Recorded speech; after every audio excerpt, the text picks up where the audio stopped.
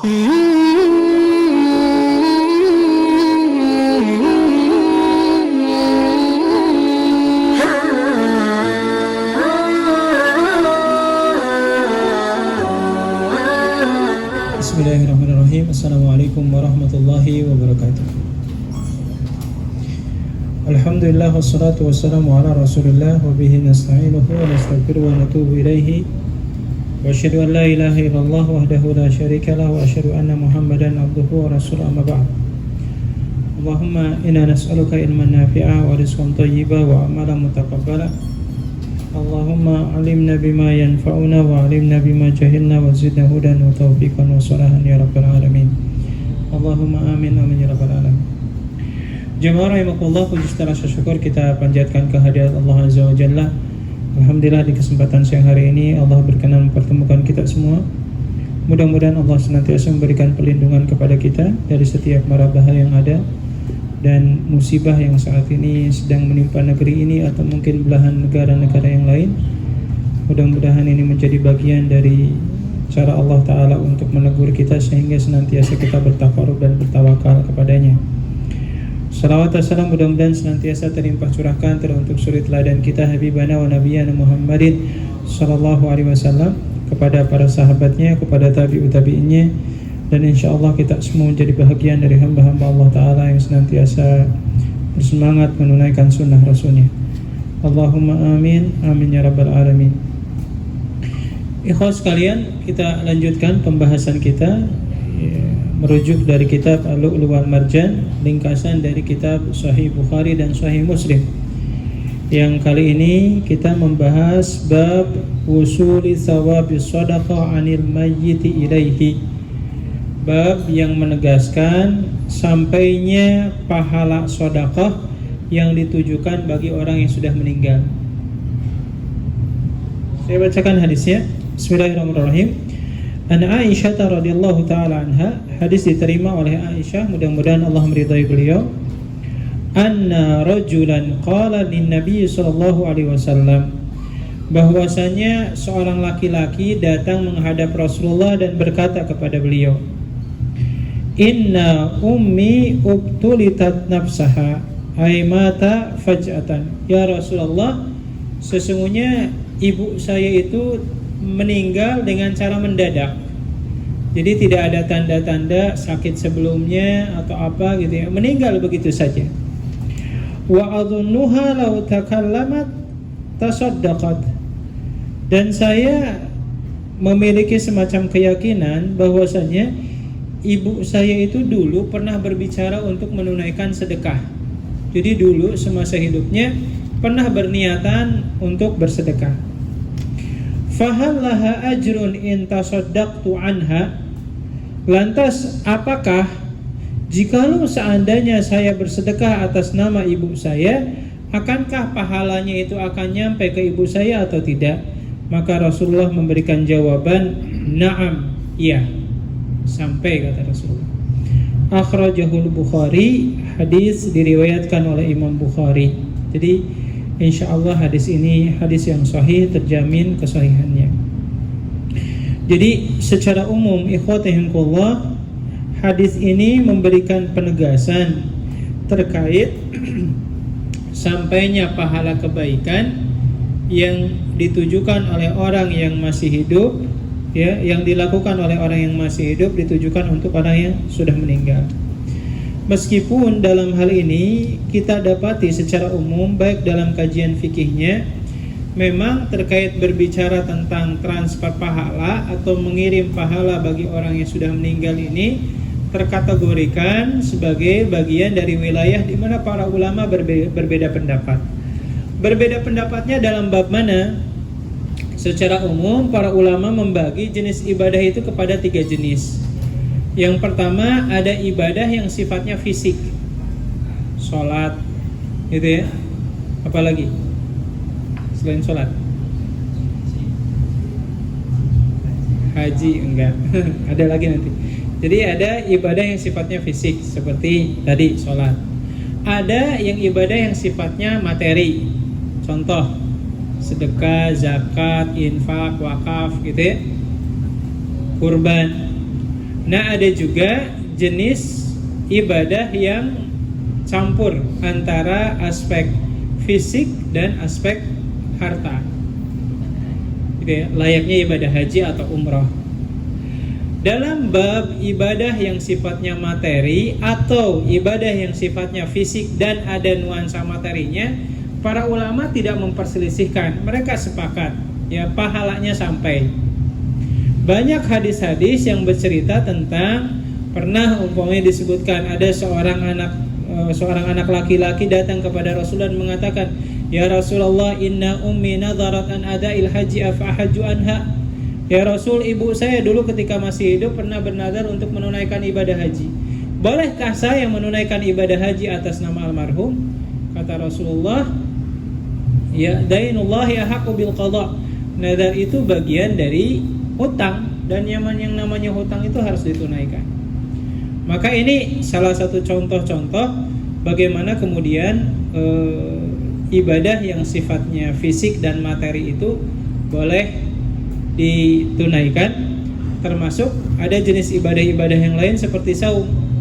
Man mata wa alaihi siyamun shoma anhu walihu. Siapa orang yang meninggal dalam kondisi menunggak hutang puasa, maka ahli warisnya berkewajiban untuk menggantikan puasa dari almarhum tersebut. Yang jadi di antara perkara-perkara yang diperselisihkan oleh para ulama, salah satunya adalah terkait hukum membaca Quran yang diniatkan pahalanya untuk almarhum. Dan secara umum kan ini yang sering terjadi di masyarakat kita. Ala hadihi niyyah wa ni'matu sholihah al-Fatihah. Pahalanya ditujukan untuk almarhum. Nah, kalau kita kaji dalam beberapa kajian literatur fikih, kita mendapatkan semacam fakta yang unik. Bagaimana, saya akan coba runut satu persatu ya, bagaimana ulama madhab memiliki pola pandang yang beragam. Satu umpamanya, yang pertama di kalangan madhab Hanafi, mereka memiliki pandangan bahwasannya seperti yang dinyatakan oleh Imam Ibnu Iz dalam kitab Syarah Aqidah Tahawiyah. Beliau mengatakan, inna thawaba haqqul amili fa idza wahabahu li akhihi muslim lam yamna min dalika. Beliau atau Imam Hanafi mengatakan, sesungguhnya ketika seorang muslim telah melakukan kebaikan, lantas Allah memberikan pahala kepada orang tersebut, maka secara umum kepemilikan pahala itu kan telah dimiliki oleh orang yang melakukan kebaikan itu. Dan jikalau orang tersebut mau menghibahkan kepada orang lain atas dasar keridhoannya, lam yamna min dzalika, secara syariat tidak ada halangan untuk melakukan hal itu. Jadi babnya berhubungan dengan masalah hibah bahasanya. Ya. Dan disebutkan kama lam yanfa' min hibati malihi lahu fi hayatihi. Tidak ada bedanya, layaknya ketika seseorang ketika punya uang, punya harta, lalu dia hadiahkan atau hibahkan kepada orang lain dikala masih dia hidup. Nah, ini salah satu pandangan yang dikatakan oleh Imam Hanafi. Dalilnya mana? Beliau menggunakan dalil-dalil seperti tadi, kewajiban menunaikan haji untuk orang yang almarhum, atau kewajiban melunasi hutang saum bagi orang yang meninggal dalam kondisi menunggak hutang saumnya. Maka ini adalah dalil-dalil umum di mana Imam Hanafi mengatakan waqad nabbaha syari'u wusulus saumi ala wusuli sawabil qiraati wa nahwiha minal ibadatil badaniyah. Imam Hanafi mengatakan terdapat begitu banyak dalil-dalil yang mengatakan bahwasanya pahala saum, pahala membaca Al-Quran, dan ibadah-ibadah yang sifatnya fisik itu insya Allah pahalanya nyampe kepada orang yang sudah meninggal. Ini pandangannya Imam Hanafi. Selanjutnya, ikhwatihinkullah, kalau kita melihat pandangan ulama-ulama madhab yang lain, ya, Malikiyah, Syafi'iyah, atau Imam Malik, Imam Syafi'i, Imam Hambali, secara umum ulama 4 madhab ini berkeyakinan bahwasanya pahala itu nggak akan nyampe. Ini menarik, karena di masyarakat kita madhabnya Syafi'i. Umpamanya kita melihat, ya, Imam Syafi'i rahimahullah ta'ala, beliau menggunakan dalil di surat An-Najm ayat 39. Allah subhanahu wa ta'ala menyatakan, a'udzubillahi minasyaitonir rajim, wa alaysa lil insani illa ma sa'a. Dan tidak ada bagi seorang manusia yang telah melakukan sebuah pekerjaan atau perbuatan melainkan pahala dan dosanya hanya akan diberikan kepada orang yang melakukannya. Atau dalam riwayat yang lain Imam Syafi'i menggunakan ayat di surat Al-Zalzalah, "Faman ya'mal misqala dzarratin khairan yarah wa may ya'mal misqala dzarratin syarran yarah." Orang yang melakukan kebaikan ya pahalanya bagi orang yang melakukannya. Sebagaimana orang yang melakukan dosa dan maksiat ya dosanya untuk pelakunya. Tidak mungkin kemudian ditransfer, dikirim kepada orang yang lain yang sama sekali tidak melakukan kebaikan atau keburukan yang telah ditunaikannya. Oleh karenanya Imam Ibnu Katsir ketika mentafsirkan surat An-Najm ayat 39 ini beliau mengatakan, min hadhil ayatil karimati istanbata Syafi'i wa man ittabi'ahu anal qira'ata la yasilu ihda'u sawabiha ilal maut li'anna lahu laisa min amalihim wa kasabihim. Imam Ibnu Katsir mengatakan, dengan ayat ini Imam Syafi'i dan murid-muridnya bersepakat bahwasannya pahala membaca Quran atau pahala menghadiahkan pahala membaca Quran sama sekali tidak akan sampai kepada orang yang sudah meninggal. Karena kenapa? Karena yang melakukannya itu bukan orang yang meninggalnya, tetapi pahalanya itu hanya akan didapatkan bagi orang yang membacanya saja. Nah, ini penegasan yang dikatakan oleh Imam Syafi'i dan murid-muridnya bahwasannya ya pahala membaca Quran layaknya surat Al-Fatihah itu tidak akan sampai ke orang yang sudah meninggal. Hanya saja ikhwatanillah, ini ada ungkapan yang menarik yang dinyatakan oleh kalangan ulama mazhab Maliki, ya salah satunya Imam Al-Qirafi. Beliau mengatakan, fayanbaghi lil insani alla yatrukahu fala'allahu al-haq wal usul fa innahu muqayyad. Imam Maliki ya, beliau mengatakan bahwasanya masalah ini memang perkara yang sifatnya ghaib, sampai atau enggak sampainya pahala. Meskipun Imam Malik berpendapat tidak sampai, tapi beliau masih punya pandangan sampai atau enggak sampainya itu kan hanya Allah Ta'ala yang maha tahu. Jadi mungkin saja karena ranah pahala nyampe atau tidaknya ini ranahnya terkait, pertama ranahnya yang sifatnya gaib, hanya Allah yang maha tahu, dan yang kedua terkategorikan wilayah di mana para ulama berbeda pendapat. Ya.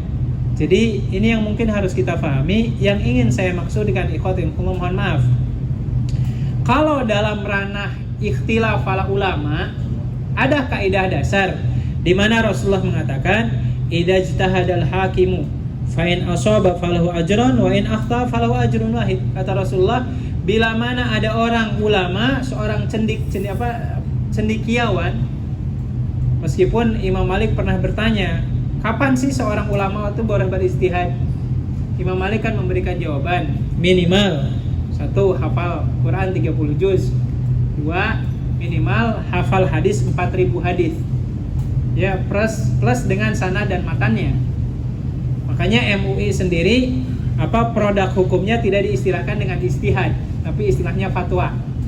Karena untuk zaman sekarang ikhwatillah, rasa-rasanya menemukan seorang ulama mujtahid itu enggak pernah ada. Sudah enggak ada mungkin. Ya, yang hafal Quran 30 juz plus hadis 4000 hadis. Jadi oleh karenanya Rasulullah mengatakan, kalau ada seorang mujtahid yang hafal 4000 hadis gitu ya, dengan sanadnya dan seterusnya, hafal Quran, dia kemudian berijtihad lalu kemudian menghasilkan semacam produk hukum, kalau dia benar dia dapat 2 pahala, tapi kalau dia keliru dia masih dapat 1 pahala. Nah, untuk itu karena ini wilayahnya ijtihad para ulama berikhtilaf terkait masalah ini dan mereka punya dalil dan landasan ilmunya masing-masing, maka mohon maaf, kita sebagai orang yang awam ada baiknya meminimalisir dan menghindari kalimat atau kata-kata oh ini sunnah, oh ini bid'ah, karena nggak bisa seperti itu. Bagaimana mungkin kita akan mengatakan bid'ah kepada ulama-ulama yang kapasitas ilmunya jauh lebih besar di atas kita? Itu contohnya.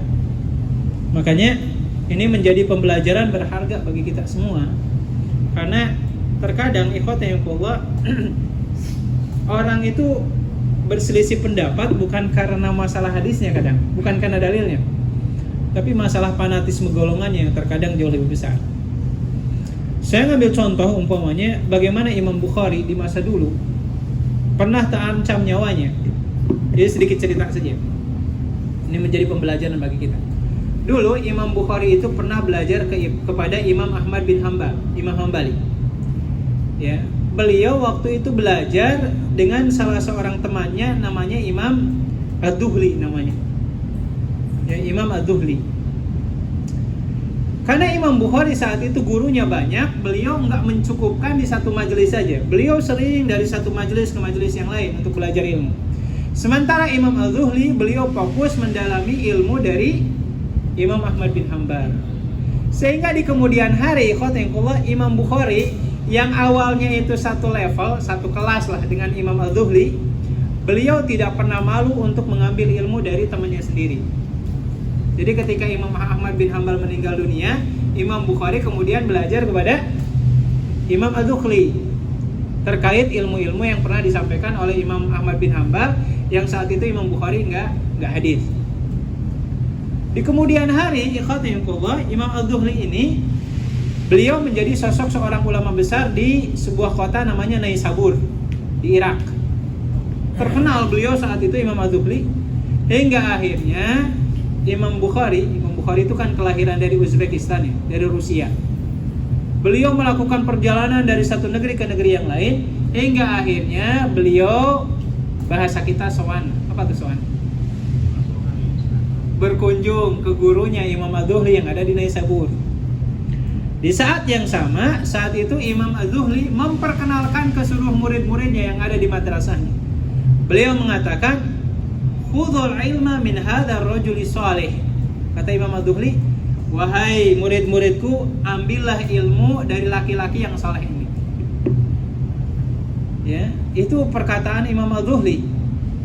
Hingga akhirnya tak lama sesudah itu Imam Bukhari ya bermukim sejenak di Naisabur dan beliau mengadakan halaqah atau majelis ilmu. Dan ternyata apa yang terjadi? Popularitas Imam Az-Zuhli malah menurun. Karena kenapa? Banyak murid-muridnya yang pindah ke madrasahnya Imam Bukhari. Rupa-rupanya ada yang merasa terganggu secara kepentingan ekonominya. Bukan Imam Az-Zuhlinya, teman-temannya. Akhirnya teman-temannya Imam Az-Zuhli ini bersepakat untuk menjebak Imam Bukhari. Dengan cara apa? Sebagian mereka hadir di majelisnya Imam Bukhari dan memberikan beberapa pertanyaan yang sifat pertanyaannya adalah menjebak. Apa pertanyaannya? Jadi dulu Imam Bukhari itu belajar kepada siapa? Imam Ahmad bin Hanbal. Dulu di masa Imam Ahmad bin Hanbal itu pernah muncul tentang bahwasanya Al-Quran itu adalah makhluk. Ya, Al-Quran makhluk bukan? Bukan. Sampai Imam Ahmad bin Hanbal dijebloskan ke penjara, disiksa habis-habisan karena disuruh untuk mengatakan Quran itu makhluk. Imam Ahmad bin Hanbal tidak mau, hingga akhirnya beliau pada Allah ya dibebaskan. Nah, Imam Bukhari saat itu ditanya oleh teman-temannya Imam Az-Zuhli, "Wahai Imam, apakah Al-Quran itu makhluk bukan?" Imam Bukhari saat itu tidak menjawab karena beliau tahu arah pertanyaan mereka. Karena terus ditanya terus, akhirnya Imam Bukhari mengatakan Quran bukan makhluk. Quran itu adalah kalamullah, ucapan Allah. Lalu kemudian pertanyaan yang kedua, orang-orang itu berkata, kalau Quran bukan makhluk, lantas kalau kita baca Quran, suara kita itu makhluk bukan? Suara makhluk bukan? Hah? Suara itu makhluk bukan? Ciptaan Allah bukan? Kita bisa ngomong suara saya, suara kita semua ini makhluk bukan? Hah? Suara kita kan makhluk, ciptaan Allah. Imam Bukhari kemudian mengatakan Al-Quran bukan makhluk, tapi suara membaca Quran itu makhluk. Akhirnya apa yang terjadi? Dikeluarkanlah semacam isu atau tuduhan bahwasanya Imam Bukhari telah mengajarkan ajaran yang sesat yang menyatakan bahwasanya Al-Quran itu makhluk. Dipelesetkan. Orang ini kemudian datang ke madrasahnya Imam Az-Zuhli dan mengatakan, "Wahai Imam, lihatlah apa yang dilakukan oleh Bukhari. Dia telah mengajarkan ajaran yang sesat yang menyatakan Al-Quran itu makhluk." Hanya apa yang terjadi saat itu? Imam Muslim yang saat itu ada hadir di majelisnya Imam Ad-Dhuhli, tahu benar bahwasanya tuduhan dari teman-temannya Ad-Dhuhli itu sesuatu yang salah. Hingga akhirnya di madrasah itu Imam Ad-Dhuhli langsung berdiri dan mengatakan ke murid-muridnya, siapa di antara kalian yang masih hadir di majelisnya Bukhari, saya haramkan ilmu saya kepada kalian. Maka saat itu yang berdiri Imam Muslim berdiri, sampai dalam riwayat itu Imam Muslim sampai membawa kertasnya dan menyobek-nyobek kertas yang isinya adalah ilmu-ilmu yang telah diajarkan oleh Imam Ad-Dhuhli kepada beliau selaku muridnya saat itu. Imam Muslim mengatakan, mulai sekarang saya tidak lagi menjadi muridmu, disobek. Makanya dalam kitab Sahih Muslim, kalau kita mengkaji kajian mustalahul hadis, tidak ada satu hadis pun yang dalam rentetan sanadnya ada Imam Ad-Dhuhli. Lalu setelah itu kemudian ketika Imam Muslim akan keluar dari madrasah gurunya Imam Ad-Dhuhli, teman-temannya Ad-Dhuhli kemudian mengatakan ke beberapa orang yang ada di tempat itu, siapkanlah persenjataan kalian semua, besok hari sesudah sholat subuh kita bunuh Imam Bukhari. Nah, Imam Muslim kemudian langsung lari berangkat menuju madrasahnya Imam Bukhari, menyiapkan kuda dan perbekalannya dan mengatakan, ya wahai Bukhari, selamatkanlah nyawa engkau, sesungguhnya ya teman-temannya Ad-Dhuhli punya niatan untuk membunuh engkau. Nah, ini contoh sederhana saja bagaimana zaman dulu ya fanatisme madhab itu bahkan karena kepentingan ekonomi ketara kuat. Sampai contoh yang terakhir itu, kalau saya ngambil contoh ikhwatinullah, kalau kita mengkaji kitab tafsir, buku rujukan tafsir yang paling utama adalah tafsir Imam At-Tabari. Itu yang paling rujukannya. Tapi Masya Allah, beliau itu madhabnya madhab Syafi'i.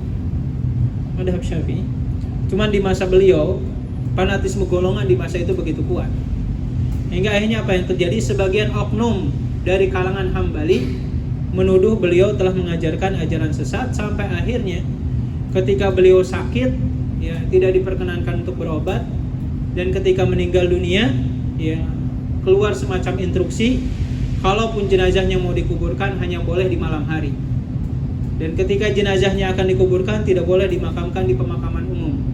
Sehingga Imam At-Tabari itu beliau dimakamkan di kamar tidurnya beliau sendiri, itu pun dikuburkan oleh istri dan anak-anak. Ini fitnah yang luar biasa, padahal hazanah ilmu yang beliau berikan untuk umat Islam generasi hari ini begitu luar biasa. Nah, ini contoh-contoh sederhana. Oleh karenanya ikhwatinullah, saya sampaikan di awal bagaimana kemudian yang namanya bab mengirim pahala ini wilayahnya ikhtilaf para ulama, gitu ya. Cuman ingin saya sampaikan, terkadang karena fanatisme golongan yang begitu kuat, terkadang sebagian orang nggak tahu mana yang berasal dari pendapatnya Syafi'i dan mana yang bukan berasal dari pandangannya Imam Syafi'i. Mengirim pahala, Imam Syafi'i mengatakan tidak sampai, yang mengatakan sampai Imam Hanafi. Nah, oleh karenanya disinilah kemudian pentingnya kita lebih banyak belajar ilmu, sehingga kemudian beramal atau bersemangat menunaikan ibadah bukan hanya sekedar mengandalkan semangat saja, tapi harus dilandasi dengan kekuatan ilmu yang baik. Ya, sebagaimana dalam hal ini, dalam beberapa kajian para ulama mengatakan setiap muslim itu punya kewajiban untuk melakukan amar ma'ruf nahi munkar. Tapi ada satu poin yang harus kita pahami. Amar ma'ruf nahi munkar itu tidak berlaku pada wilayah di mana para ulama berbeda pandangan. Kunut sunnah atau bid'ah, para ulama ada yang mengatakan boleh gitu ya, dan ada yang mengatakan kalau sampai bid'ah sih enggak ya, ada yang mengatakan boleh, ada yang mengatakan dianjurkan, ada yang mengatakan tidak lakukan juga nggak jadi masalah gitu ya. Atau umpamanya bahkan mohon maaf dalam bab maulid nabi sekalipun banyak ulama-ulama ahlu sunnah yang mengatakan boleh, dan tidak sedikit juga yang mengatakan tidak boleh. Nah, hal-hal seperti ini kita diajarkan untuk belapang dada, dimana ya jangankan kita, para ulama zaman dulu pun mereka bertoleransi dengan perbedaan-perbedaan yang ada, sehingga bahasanya kalau sunnah bid'ah itu masuk ke wilayah-wilayah, satu, yang memang perbuatan itu nggak pernah terjadi di zaman Rasulullah, dua, ya hukum terkait amalan tersebut memang para ulama tanda kutip bahasanya bersepakat bahwasanya amalan tersebut tidak boleh dilakukan.